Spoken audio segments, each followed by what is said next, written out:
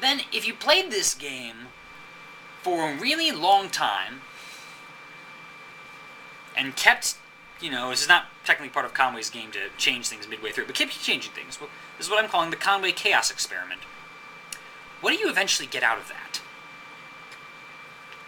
Because if you have certain structures that certainly be self-sustaining, would you eventually get around to something that might be like 1 billion cells wide, I don't know, but something that is kind of equivalent to a living cell.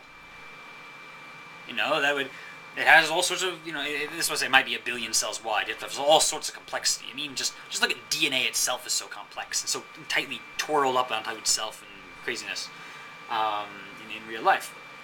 But nevertheless, you get something really big that has certain structures, you see. And each part of it is sort of resistant to the chaos that we keep throwing at it, you see. And not entirely resistant, but in general, it would keep itself up, keep itself up, keep itself up, keep itself up. And if it happens to make more of itself, then the overall pattern is in fact more resistant to the chaos. One of us might die, but the other 6 of us will still be alive, and those reproduce, and those, because if they didn't reproduce, they wouldn't be around. So, by the simple nature of what's still around would be the stuff that's resistant to chaos and capable of reproducing. I mean, those are, probably, I don't know. If you ran this, a whole lot, would you eventually get, an ecosystem? There'd be a whole bunch of random, kind of just, chaos. But that sort of builds, if you zoom out into, elements in various locations. And that zooms out even further, and then, there's other things that can deal with that chaos, sort of consuming it, as it were, and that feeds whatever structure we have, our life form-ish thing. And then those life forms can be making other life forms and other types of life forms, and a whole lot of times something would screw up and this wrong cell be flipped and the whole thing dies. But it would rebuild itself eventually with the same process it was built in the first place. And this time, at random, it happens to be better equipped, until you get to a system that's actually better equipping itself on purpose, you might say. So you get to a thing that's which is almost like intelligence. Yeah. If you ran this system of ours, for a bajillion iterations, would you eventually come up with artificial intelligence? And if you did, would we be like the gods of this artificial world we've invented?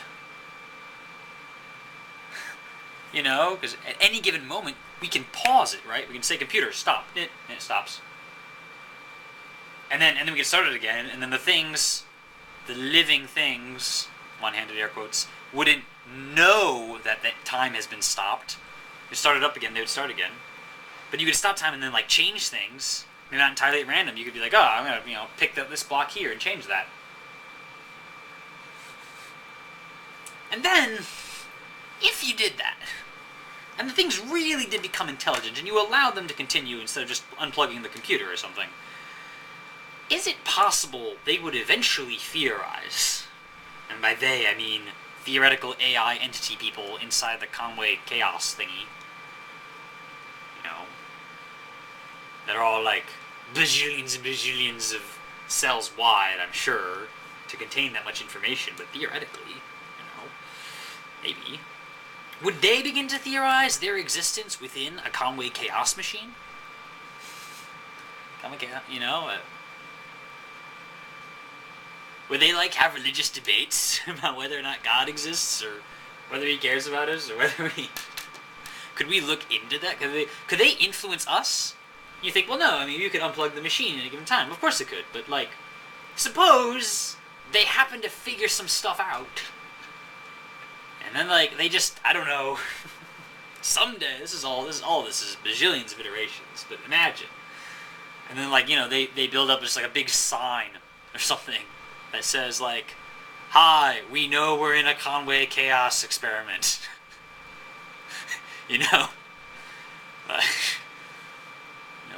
Oh. Please don't turn us off. I And by that step already, we'd be affected by them. And then they can go take over the world or something. I don't know. But, like, I'm just saying, I'm just thinking about the idea that, supposedly anyway, evolution is total randomness, eventually comes to form life.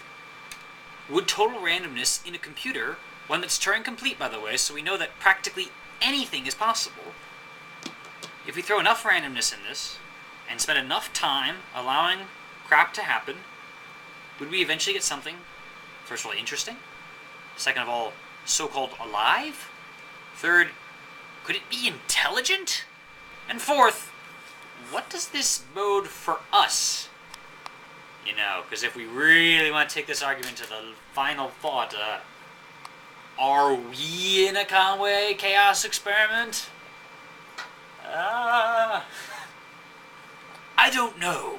I really don't. But these are the sort of things you start thinking of when you think of artificial intelligence and the possibilities of computers and stuff. It's pretty weird, but interesting. Thanks for watching. See you later.